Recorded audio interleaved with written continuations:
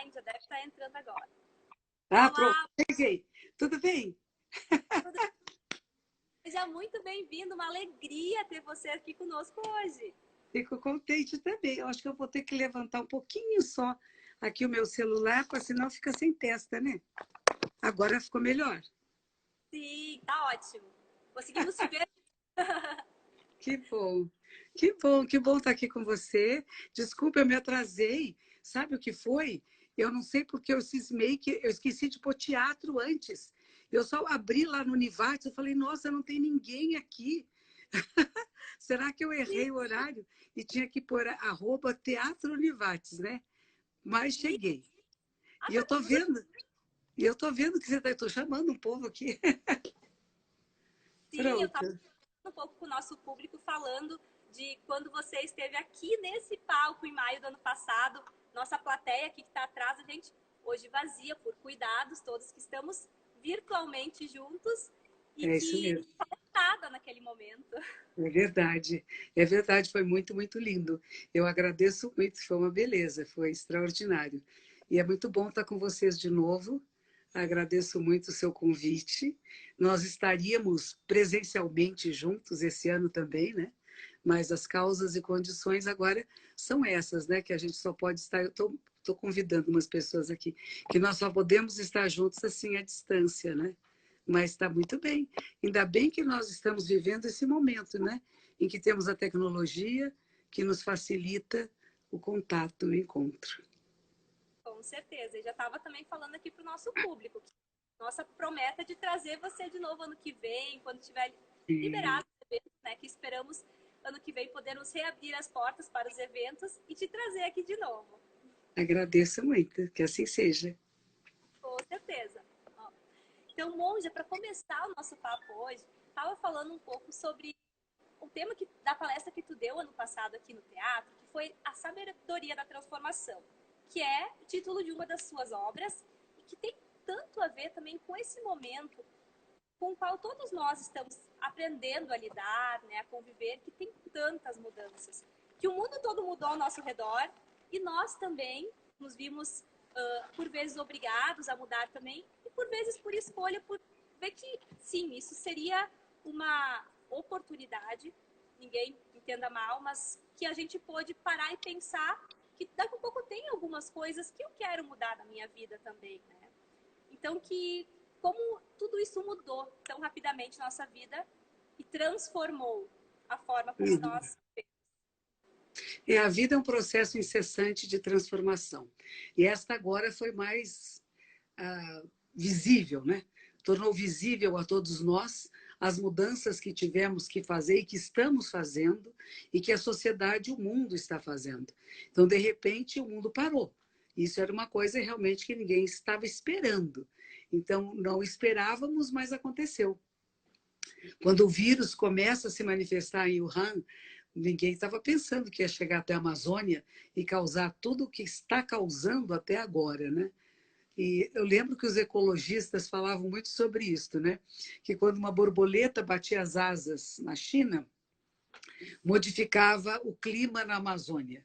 E agora nós sabemos, esse pequeno invisível coronavírus nos mostrou como é verdadeiro, como estamos todos interligados, interconectados e como todos pertencemos à vida da Terra, que somos a vida da Terra, não é?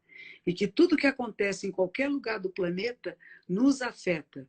E este aqui foi bem diretamente, porque pega o ser humano e nos causa dor, sofrimento, tristezas, preocupações, ansiedades, e nós temos que nos adaptar. A espécie humana tem uma capacidade de adaptação incrível, né? Então veja como nós estamos nos adaptando. Eu sou na cidade de São Paulo. Dentro do estado de São Paulo, a cidade de São Paulo foi a primeira que saiu do vermelho e agora está no amarelo. E a partir desta semana está começando a abrir algumas lojas, alguns restaurantes. Por quê? Porque as pessoas aqui, a maioria, seguiu a orientação de isolamento social.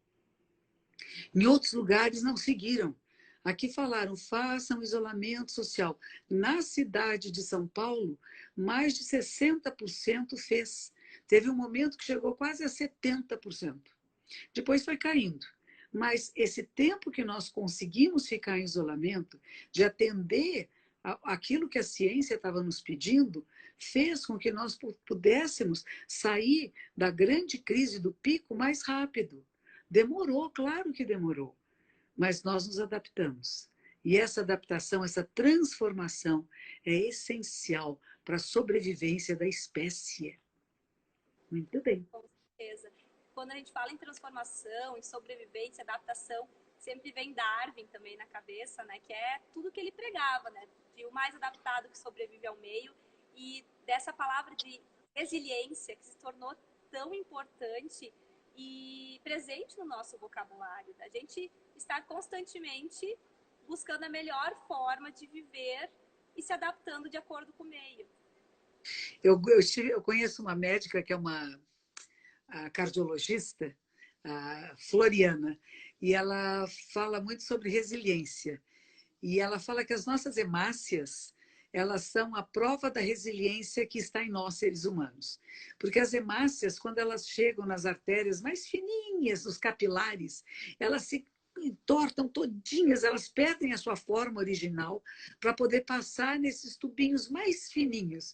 E quando elas vão para os lugares mais largos, elas voltam à sua forma original. Resiliência é isto.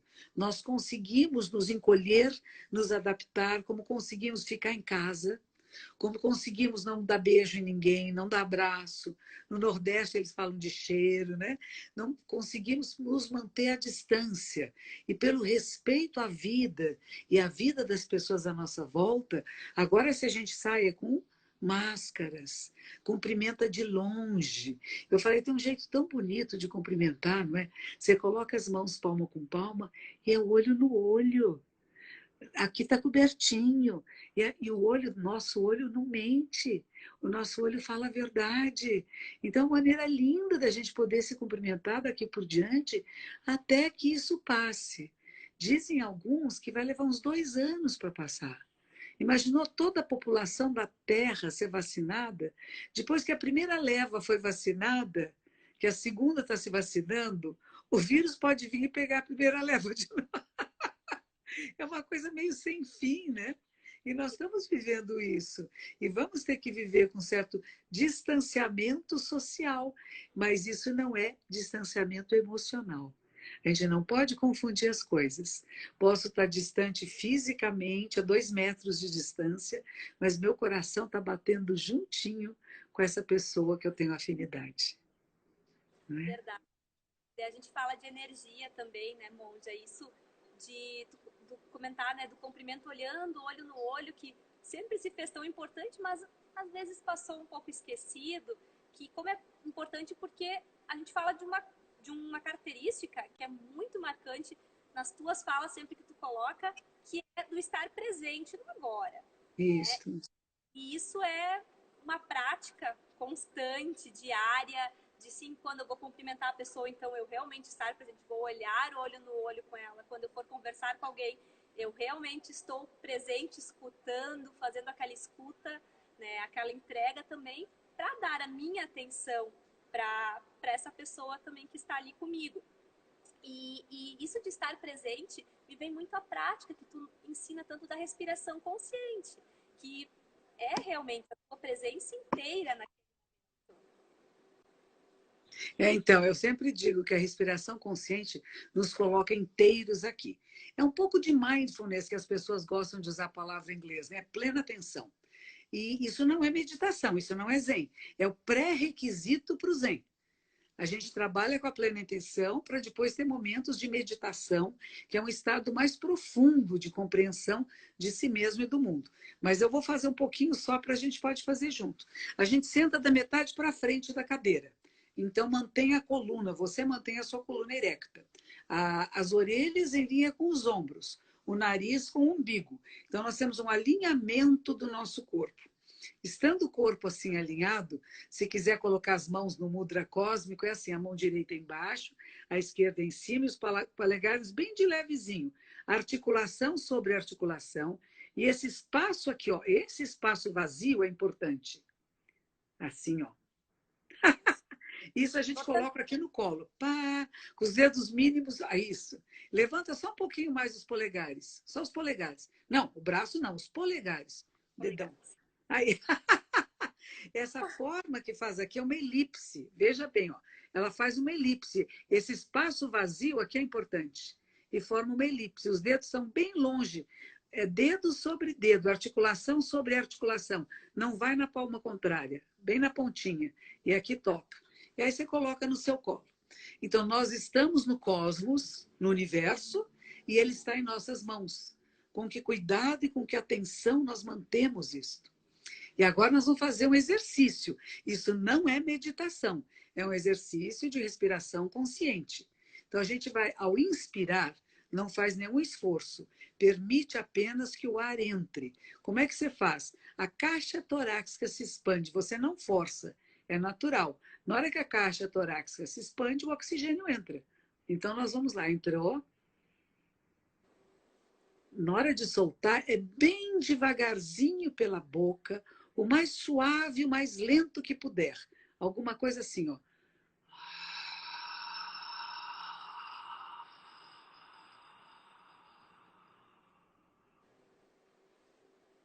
Há uma pequena pausa, inspiramos de novo.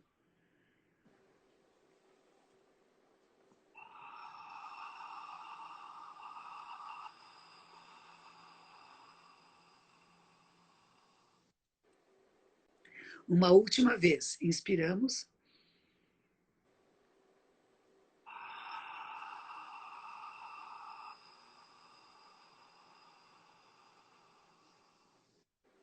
Aí fechamos os lábios, colocamos a ponta da língua no céu da boca.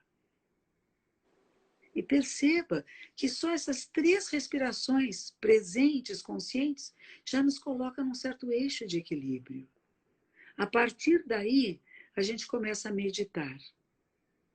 E a meditação é alguma coisa mais do que apenas estar consciente de todos os sentidos. Os sentidos estão aí, a gente não esquece, não, a gente percebe sons, sabores, odores, temperatura de sala, textura de roupas e pensamentos.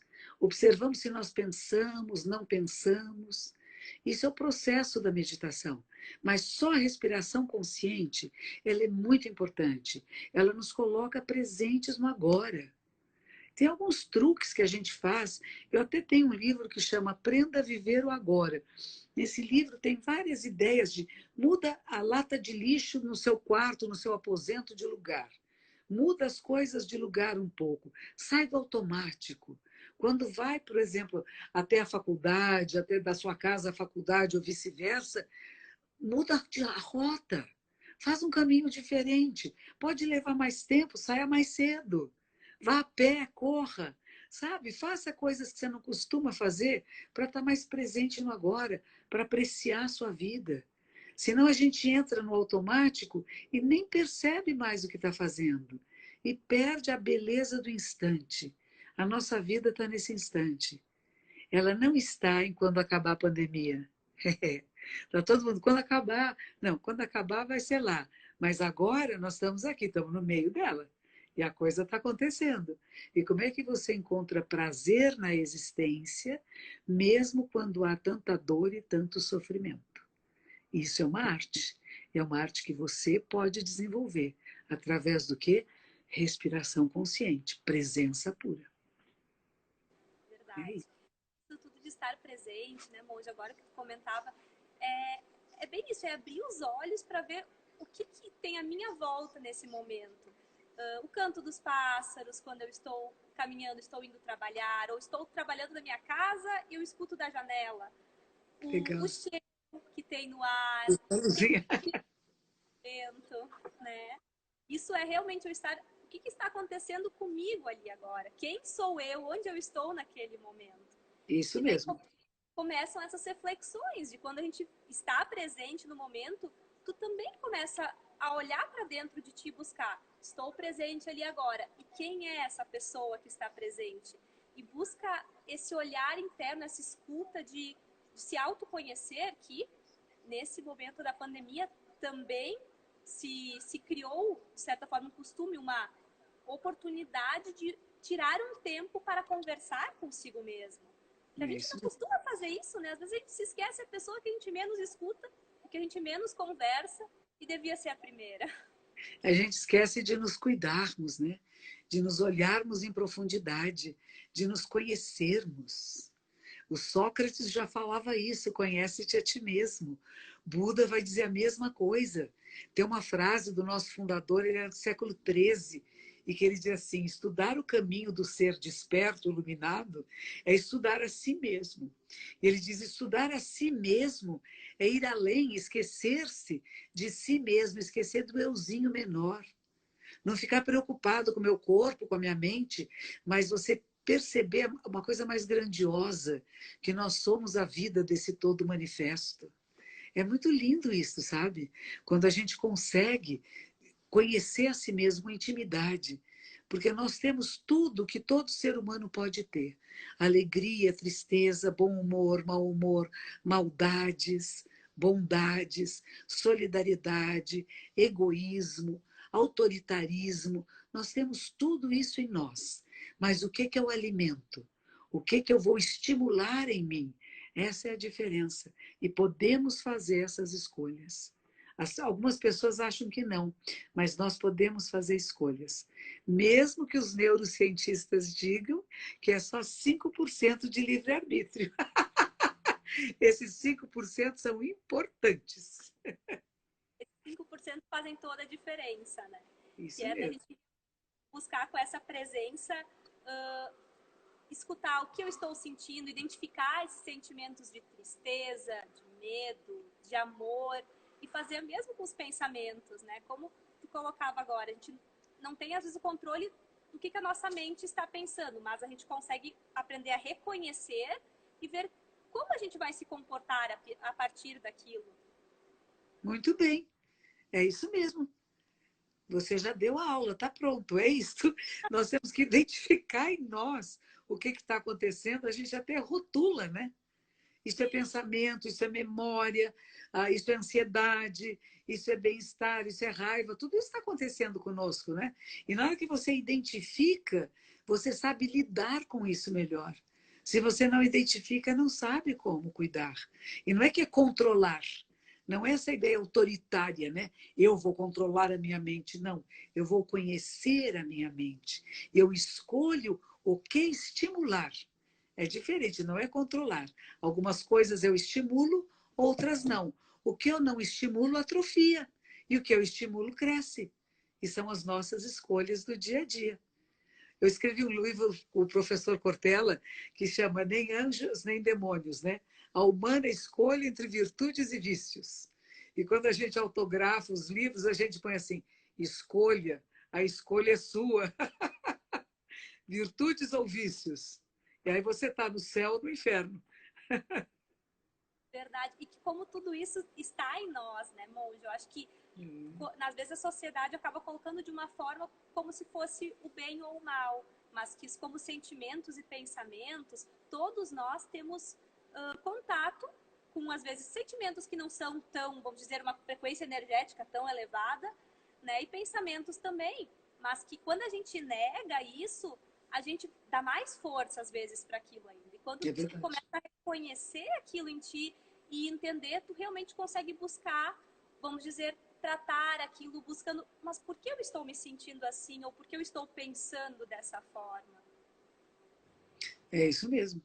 A gente ter esse autoconhecimento é muito importante. Porque tem coisas em nós que vieram da nossa primeira infância, das relações com os nossos pais, na escola, com colegas, experiências de vida, que fazem que a gente tenha um certo comportamento, uma certa maneira até de olhar a realidade, de ver. Mas isso não é fixo. Por isso que a gente vai para a faculdade, por isso que a gente vai estudar, por isso que a gente percebe que nós podemos nos transformar. Nós não somos sempre as mesmas pessoas. Nós aprendemos, nós deixamos de ser aquela criancinha no berço e agora somos pessoas que tomamos decisões. E elas são baseadas, às vezes, em experiências lá do berço. Mas quando você percebe, você fala: não, aquela foi uma coisa boa, esta não é. Então eu preciso mudar. E precisamos de um certo esforço, sim. Para nos transformarmos, há necessidade de um certo esforço. Como nós temos que fazer esforço aqui para ficar em casa. É mais fácil sair na rua, é mais gostoso ir para a rua. Eu estou há mais de 100 dias dentro do meu templo. Em frente do meu templo tem uma praça. Mas a praça é da praça do estádio do Pacaembu. E no Pacaembu tinha um hospital de campanha, que agora foi fechado. Atendeu mais de 2.000 pessoas. Só morreu um paciente. Os outros todos sobreviveram, saíram muito bem. Então, não era um hospital para entubar nem nada, mas para os primeiros sintomas e para a cura mesmo. Então, muita gente está sendo curada, mas eu não ia lá na praça. E eu via pessoas vindo com crianças, bicicletas, jogando futebol. Então, eu fazia lives dizendo: fica em casa, fica em casa. Mas fazer o quê, não é? A gente orienta se a pessoa segue ou não segue. Aliás, falavam de Buda como se ele fosse um grande médico, era um dos epítetos que davam. Se assim, o médico dá a receita, ela vê a pessoa, né, faz o diagnóstico e faz a receita. Agora, se a pessoa toma ou não toma o remédio, já não é culpa do médico. E é como se a gente analisasse uma situação em que estamos e falasse: olha, a melhor coisa para fazer agora é isolamento social. É difícil. Criança em casa fica muito agitada. Agite-se com eles, pule no sofá, brinque, faça coisas. Não é dizer para ficar quieto, né? Mas não traga na rua. Mas alguns trouxeram, e eu espero que ninguém tenha ficado doentinho, mas podia ter ficado, né? Então, o que que a gente pode fazer? Seguir as instruções, mesmo as que não são boas, que não são agradáveis. O professor Leandro Carnal, ele é aí de pertinho de vocês, né? Ele é de São Leopoldo, né? E ele me ensinou isso uma vez, que Santo Agostinho dizia que liberdade é até fazer o que você não gostaria de fazer, ou não fazer o que você gostaria de fazer. Porque as pessoas pensam que liberdade é fazer o que eu quero, do jeito que eu quero, na hora que eu quero. Não, isso não é liberdade. Isso, muitas vezes, é ser escravo das suas emoções, das suas sensações, dos seus prazeres, né? Isso não é liberdade. A liberdade verdadeira é uma escolha. É uma escolha racional, lógica, que beneficia muitos seres, e não só o que deu vontade de fazer, né? É importante isso. Muito importante. E essa relação com a liberdade também me veio muito em mente uma frase que eu já escutei a senhora falando que é o autoconhecimento é a maior libertação, né? Um processo de libertação do ser. Que de tudo que a gente está falando hoje se reflete no autoconhecimento, né? De eu buscar me conhecer, me autoanalisar para evoluir. E isso é liberdade, a partir do momento que eu tenho mais contato comigo mesmo. Que eu entendo quem sou eu, né? Que eu entendo que é um ser humano, eu sou um ser humano. Eu começo com a minha história pessoal, sempre a gente começa assim, né? Na minha infância, meu pai, minha mãe, minhas experiências, meus amores, desamores, né? Mas tem um momento que você dá o salto quântico, sabe? Você vai além disto. Eu sou um ser humano. Olha como funciona a mente humana. É como se você fosse uma cientista tentando entender o que é o corpo e a mente humana. Primeiro, que não estão separados, que eles trabalham juntos. O que o nosso corpo faz, a nossa mente está comandando. E, ao mesmo tempo, o comando da mente altera a nossa posição no mundo, o nosso olhar para a realidade. Por isso, esse autoconhecimento é importante.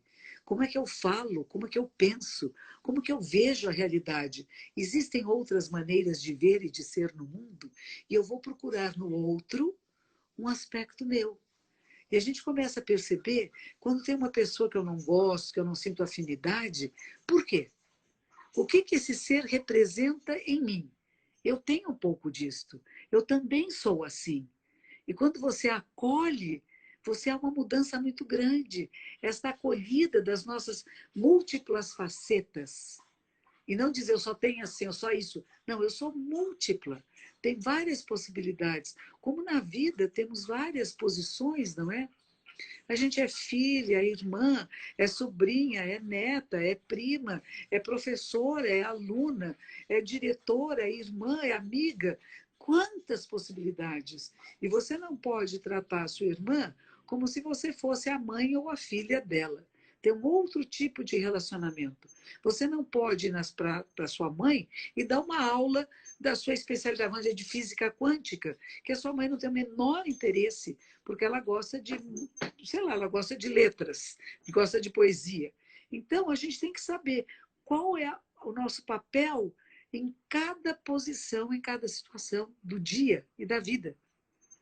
Aí flui macio na impermanência. Verdade, Moja, verdade. E agora há pouco também nós falávamos então do Leandro Carnal e eu quero comentar dele aqui hoje também, porque ele foi que escreveu o prefácio dessa tua nova obra, né? O Ponto de Virada, na verdade o título. E adorei, ele escreve um prefácio assim que dá para ver realmente como ele apreciou a obra, falando como foi importante também no caminho dele, de ensinamentos. E comentar um pouquinho dessa tua nova obra também. Hoje eu falava para o pessoal que o teu convite para escrever esse novo livro veio em janeiro, se eu não me engano, né? E, nossa, aí, ó, esse aí é a capa do livro, né? Está invertida por causa da câmera, mas chama Ponto Isso, de Virada. isso. Então, a Editora Planeta, eu já fiz vários livros com ele, acho que mais de 6. E a Editora Planeta veio em janeiro, correndo aqui, porque como eu tenho também com outras editoras, eles queriam garantir que eu faria 2 livros com eles este ano. Então, janeiro, logo no comecinho, a primeira semana de janeiro, o editor, o diretor aqui de São Paulo, Cassiano, e uma editora chamada Aida vieram aqui e disseram, a senhora faz 2 livros para nós esse ano. Eu falei, tá bem. Deram lá 2 títulos. Eu falei, tá bom, vou fazer sim. E me mandaram o contrato, assinei o contrato. E é só depois que eu assino o contrato que eu começo a pensar, né? Aí comecei a pensar o livro, o que eu vou escrever, ponto de virada, interessante. Sentei no computador, fiz uma pequena introdução, o que seria esse ponto de virada. E o que aconteceu? Deu uma grande virada. A pandemia chegou. Isso era comecinho de março. A partir do dia 17 de março, eu não saí mais de casa. Mas a pandemia já tinha começado lá em Wuhan. Ela já estava vindo, a Europa já estava em pandemia.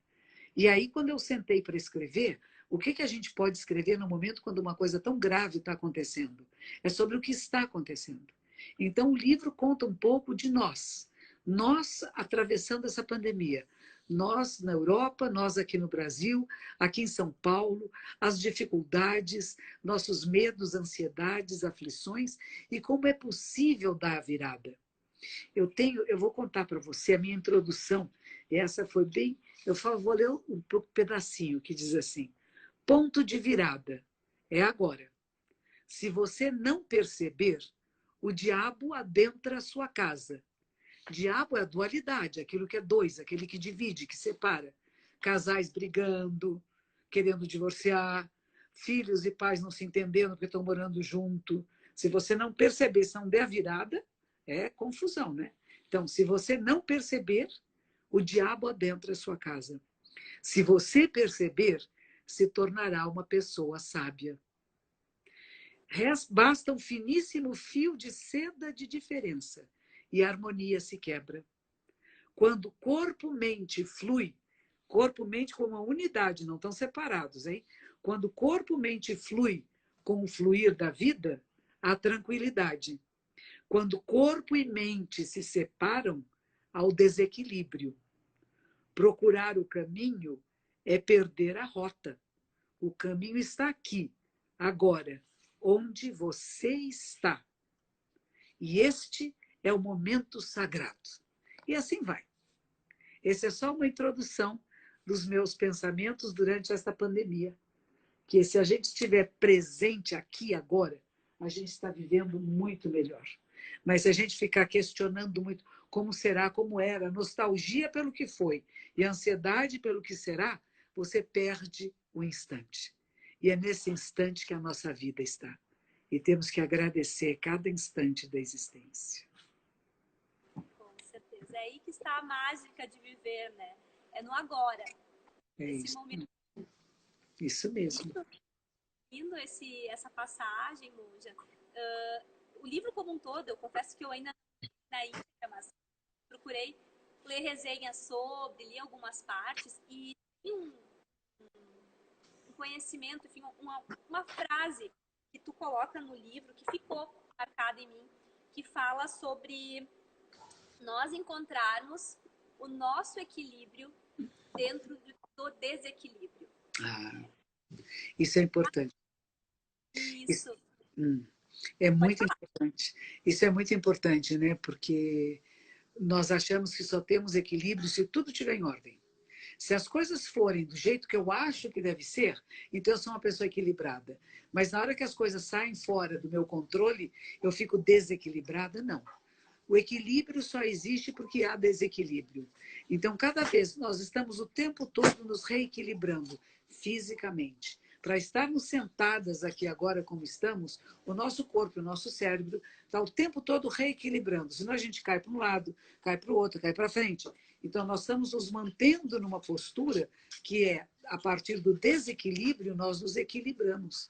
Então, se tudo saiu fora daquilo que eu pensei que era, se todos os programas que eu tinha, eu tive que cancelar todas as minhas programações, tive que alterar a minha rota de vida, o meu caminho de comunicação, as minhas reuniões na empresa, as minhas aulas que tiveram que ser virtuais, eu me adaptando a isto, eu encontro equilíbrio no meio do desequilíbrio. E eu sempre vou voltar a esse ponto de equilíbrio. E eu acho que a meditação é muito importante para isso, porque ela nos mostra esse ponto de equilíbrio. Então, às vezes, nós saímos. Tem coisas que nos entristecem muito. Havia manhãs que eu acordava com uma tristeza tão grande, de ouvir a cidade toda silenciosa, de saber os hospitais sobrecarregados, os cemitérios. Nossa, muita, muita tristeza. Difícil. Mas aí você volta para o equilíbrio. Eu não fico só na tristeza. E também não fico só na alegria, quero festa, contar piada. Não é isto. A nossa vida é essa mistura de alegria, de tristeza, de bem-estar, de mal-estar. Nós lamentamos por cada morte.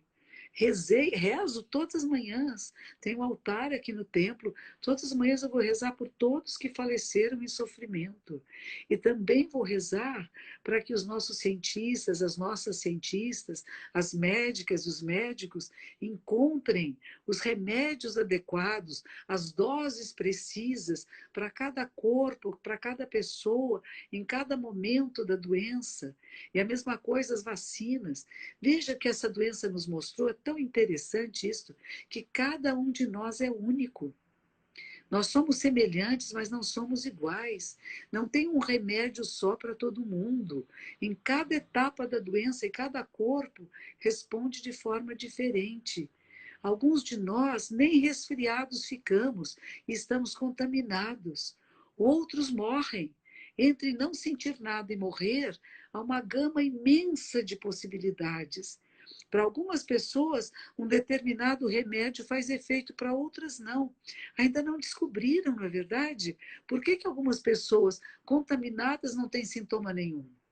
O que acontece? Qual é o DNA desses seres humanos? Qual seria seu tipo sanguíneo? O que acontece com essas pessoas? E as outras que morrem e que não tinham doença nenhuma, que eram jovens, que eram atletas? Por que isso acontece? Então, ainda é uma incógnita, ainda estamos estudando, não é verdade? Mas percebemos que todos nós podemos ficar adoentados. Olha que coisa! E que muitos podem ser curados. Curados. Eu procuro sempre pela cura. A cura que não é só do corpo físico, mas desses nossos estados alterados de consciência, de ansiedade, de angústia, de querer ficar desequilibrado, pessoas que estão brigando em casa, pessoas que batem umas nas outras. Não precisa. Não precisa, é momento de harmonia, de respeito, de encontro, de conhecimento, desse autoconhecimento que leva o encontro ao outro, que é um aspecto seu, é semelhante, não é igual, mas é semelhante. É verdade. E agora também, Monde, eu tô comentando, e como a gente viu, né, que com todo esse vírus, outras doenças também se proliferaram e a respeito do nosso eu interior, né, da mente, dessa nossa relação de como a gente escuta já se tinha muito antes, mas hoje em dia as pessoas falando ansiedade, né? Tendo crise de ansiedade, o medo, né? Que é desse medo do e agora, como é que vai ser depois? Tudo mudou, que eu vou fazer? Eu não consigo me reconhecer mais no lugar onde eu estou, porque o meu presente mudou nesse momento. E que todos esses ensinamentos que tu está colocando aqui agora pra gente, né? Dessa escuta, desse olhar, dessa presença, de buscar, assim, uma integração entre eu sou o meu corpo, sou a minha mente, né? Somos todos um aqui também. Então, eu ter esse olhar para mim como um todo, que vão ajudar também a passar por esses momentos de, sim, dúvidas, de medos, e que a gente consiga olhar e com esperança para que, calma, eu me acalmo agora, porque no futuro estamos juntos para buscar uma cura, algo melhor, cada um fazendo a sua parte. Sabe o que eu acho importante? Vivenciar o que está acontecendo, mesmo sem esperança. E aí vem uma coisa interessante, que falam que a caixa de Pandora, né? Quando ela abriu, saíram todos os males do mundo e o único que não saiu foi a esperança. E aí tem alguns filósofos que dizem por que a esperança pode ser prejudicial? Porque eu não estou inteira apreciando este momento agora. Eu estou esperando que lá adiante vai ser bom. Eu crio uma expectativa para o futuro e não aprecio a minha vida onde está ocorrendo. Isso é bem interessante de pensar, sabe? O professor Cortella, ele fala esperança de esperançar. Parece que já era Paulo Freire que falava isso também. Eu crio condições para que lá seja melhor, mas eu vivo agora. E estando presente no agora, quando estou absolutamente inteira no agora, não falta nada. E até o medo faz parte. Eu não quero me livrar do medo. Eu vou sentir o medo e saber que é natural sentir medo, mas ao mesmo tempo saber que estamos todos fazendo alguma coisa para que melhore. Se vai melhorar ou não, não sabemos, mas estamos trabalhando nisto. E se eu não sei como eu vou ser amanhã, eu nunca soube. Eu só não percebia isto. Esse vírus, essa situação excepcional, deu mais clareza e claridade ao que já acontecia. As diferenças sociais, a fome, a pobreza, a falta de saneamento básico no mundo. Não estou falando nem de Brasil, é no mundo.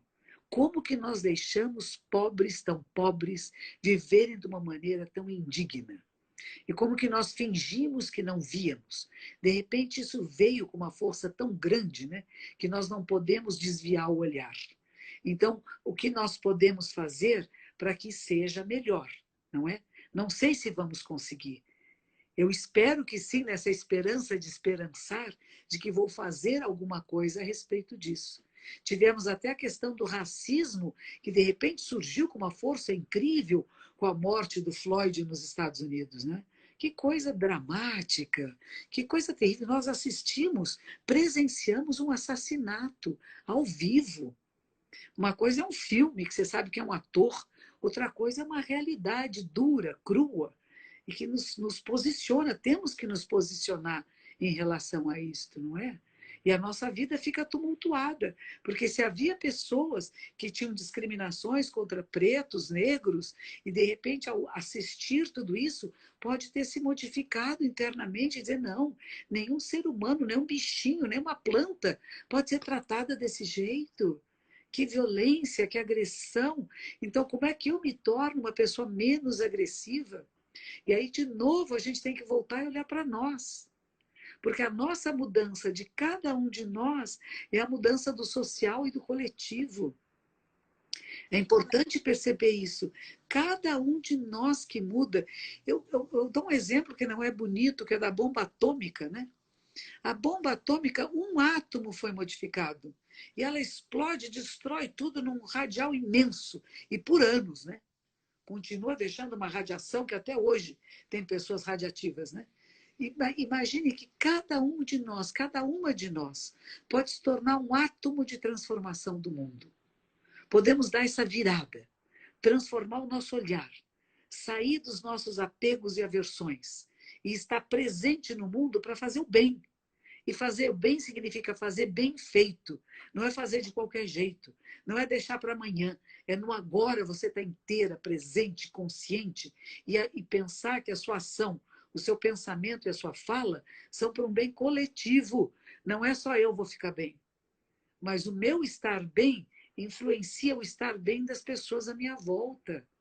Se você está convivendo com alguém que é muito grosseiro, muito agressivo, tem que tomar cuidado, porque daqui a pouco você fica grosseira e agressiva junto.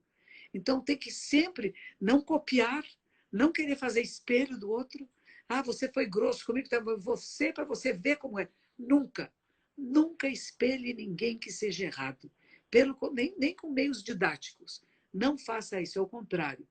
Alguém te dá um empurrão, você não empurra de volta. Você pensa, nossa, essa pessoa está distraída, está nervosa, está brava, por que será? E você pode até chamar para conversar. Oi, está tudo bem com você? Tá bem, por que foi? Não, é que você esbarrou em mim, fiquei preocupada, eu gosto tanto de você. Eu gostaria que você não se machucasse. Fica atento, tá bom? Percebe? É um jeito diferente, é que nem buzinar carro no trânsito. Tem pessoas que põem a mão na buzina e fazem, isso é um insulto. Se a pessoa está distraída, está no celular, que não deveria estar, buzina de leve.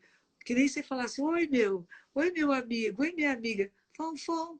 E aí a pessoa, opa, e pronto, com ternura, com alegria. Quando você encontra o outro de forma amorosa, você não recebe vinganças, raivas, rancores. Não é fácil, porque dentro de você tem que ser verdadeiro. Não é só um gesto, uma atitude.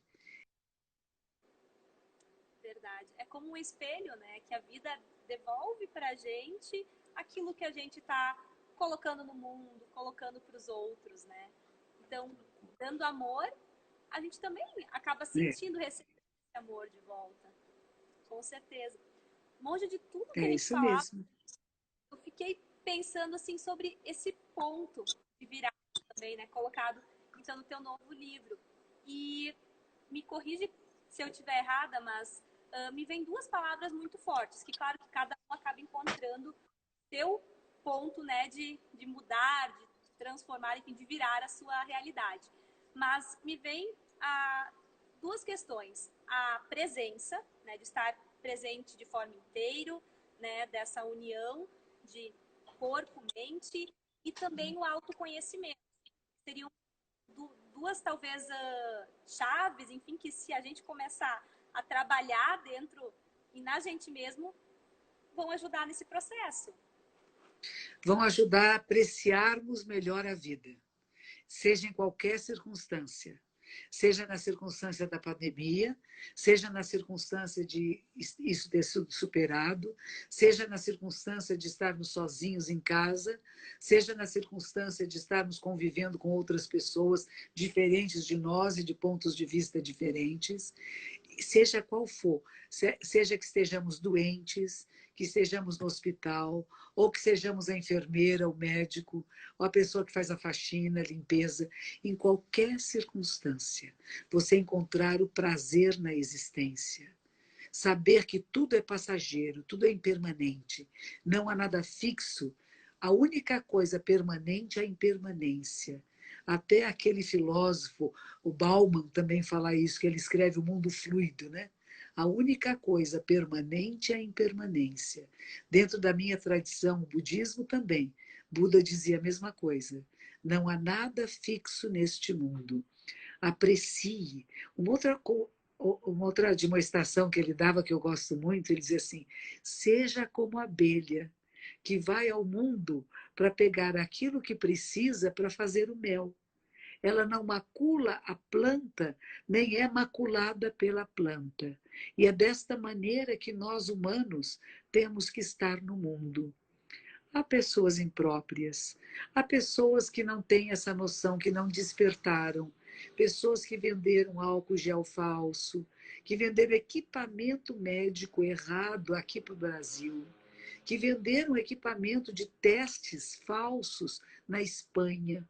Então, tudo isso existe. Existem pessoas que ainda não despertaram. Eu não tenho ódio delas. Eu acho que a ação é errada e essa ação é condenada. Mas a pessoa, eu não odeio nem quero matá-la. Percebe a diferença? Então, nós estamos vivendo uma época em que tudo ficou muito visível. Aqueles que querem devastar as matas, tirar as árvores, que acham, fizeram até uma charge, né? Que estão matando mais árvores na Amazônia para fazer caixão de defunto, porque só pode ser para isto, né? Porque está morrendo tanta gente, a gente está devastando aquilo que nos traz oxigênio, e não é só oxigênio, as plantas, as árvores da Amazônia produzem chuva, produzem água que nós precisamos, né? Então, pensar um pouquinho nisso tudo, essa visão mais ampla da realidade, não só o que é vantagem para mim, o que é bom para mim, mas o que é bom para todos nós. Porque quando pensamos no nós, eu estou incluída. Mas se eu pensar só em mim, eu perco. Se eu, de um lado, tinha pessoas lindas, e tem pessoas maravilhosas, oferecendo cestas básicas, fazendo doações, fazendo tanta coisa bonita, também tem aqueles que ainda não despertaram. E nós convivemos com todos. E não odiamos ninguém. Nunca falar palavras de ódio, de raiva, de rancor, mas como que através de meios hábeis, e compaixão significa isso, meios hábeis de fazer com que todos despertem. Às vezes a gente compara as pessoas com cavalos, sabe? Diz que tem 4 tipos de cavalos. Um deles que vê a sombra do chicote e sai galopando. O outro tem que levar uma chicotada no lombo, aí galopa. O outro tem que ter a chicotada tão forte que rasga a carne, senão não anda. Aí, e tem um que só quando a chicotada rasga chega no osso. E aí começa a viver com plenitude, apreciar a vida em cada instante, fazer o bem a todos os seres. E a gente diz, tomara que a gente possa ser aquele que vê a sombra do chicote e galopa. Não precisa sofrer tanto. Esse sofrimento seria isso, né? Ouvimos falar que tem pessoas morrendo do coronavírus. E eu vou fazer tudo que eu posso para não ser contaminada nem contaminar ninguém. E não vou acreditar em fake news e vou seguir pessoas que eu confio e vou fazer o que eles estão pedindo. Esse é o cavalo que, com a sombra do chicote, correu. O segundo cavalo precisou levar uma chicotada que nosso primeiro-ministro da Inglaterra foi contaminado. Que horror, qualquer um de nós pode. Então, agora sim, vou tomar cuidado, porque foi uma pessoa conhecida, mas não íntima. Pessoa que vê na televisão. O terceiro que fere é uma pessoa próxima. Meu irmão, meu filho, meu pai, meu avô, meu vizinho, pessoas que eu conheço, nossa, eu preciso tomar as providências adequadas. E o último é quando acontece com você. Eu estou contaminado agora. Por que, que eu não cuidei antes? E é só nesse momento que começa a apreciar a vida e dizer, gente, põe máscara. Gente, se cuida. Porque eu pensei que era menos e é mais. E reconhecer. Então, diz que tem 4 tipos, né? Que a gente possa ser aquele primeiro, que com a sombrinha do chicote toma todas as providências para que o maior número de pessoas fique bem, se recuperem, né? Que os médicos encontrem os remédios, os equipamentos adequados, que ninguém queira se aproveitar dessa situação, pelo contrário, né? Pelo contrário. É um momento de cuidado, de querência. Eu gosto muito dessa palavra que o Leonardo Boff usa, né? Que é importante a gente desenvolver em nós a querência. É o querer bem, do quero, quero. Né? O quero, quero não fica no campo falando quero, quero, quero, quero. Ele se expõe para salvar a sua prole, para salvar os outros. E não que vantagem eu tenho, né? Isso é que falta crescer um pouco mais na nossa espécie. E eu espero, olha, de todo o coração, que realmente é uma utopia, mas imaginou a nossa humanidade, todos nós despertarmos e começarmos a fazer o bem para todos. Compartilhar o que temos, alimentos, sabedoria, escolas, hospitais, criar causas e condições para que todos elevem o seu nível de consciência, o seu nível de percepção da realidade e que façamos o bem uns para os outros. Imaginou como pode ser linda a vida nesse planeta, sem guerras, sem violências, sem fome, sem abusos? É possível. Eu acho que essa pandemia nos deixa ver tanta coisa que não está certa e que cabe a nós exigir dos nossos administradores públicos Tomem providências, por favor, não deixem para depois. Eis o momento de tomar atitudes corretas.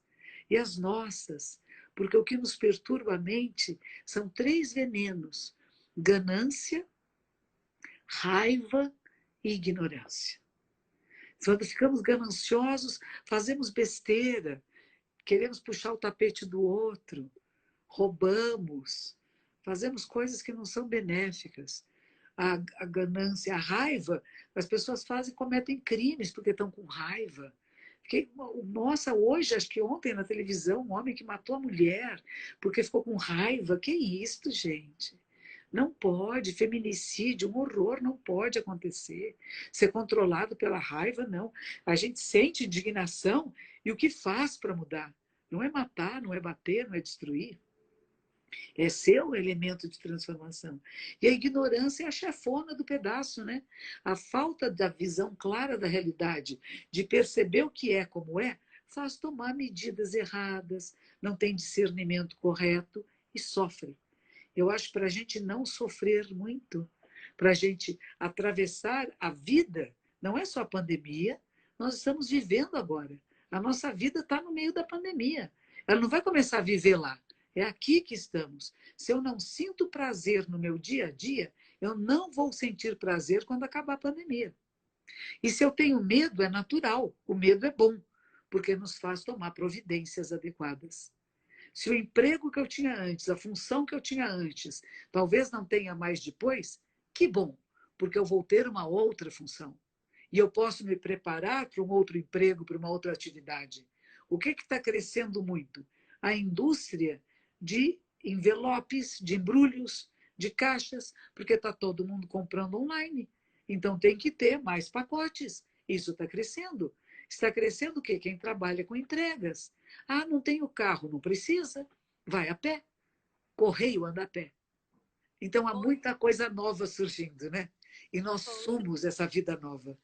Não é lá que vai acontecer, está acontecendo agora. Agora. E uma pena, mas o nosso agora está finalizando o nosso papo. Vamos fechar agora 1 hora aqui do nosso papo. Passou tão rápido, né? Quantos ensinamentos. Eu vou dizer que de tudo que tu falou, principalmente falando agora, nossa última parte, a aula de amor. E te agradecer muito por isso, aqui, todo esse amor que tu nos passou e tu nos passa com o teu exemplo, teus ensinamentos, teus livros, possam se multiplicar cada vez mais. Muito obrigada, Monja. Foi um prazer conversar aqui contigo. Falo em nome de todo o pessoal de Miami, África, Japão, estavam nos assistindo, fora de tantos lugares aqui do nosso Brasil. Então, que maravilha. Agradeço o Univates, fico muito honrada de participar com vocês, uma universidade tão importante que faz um trabalho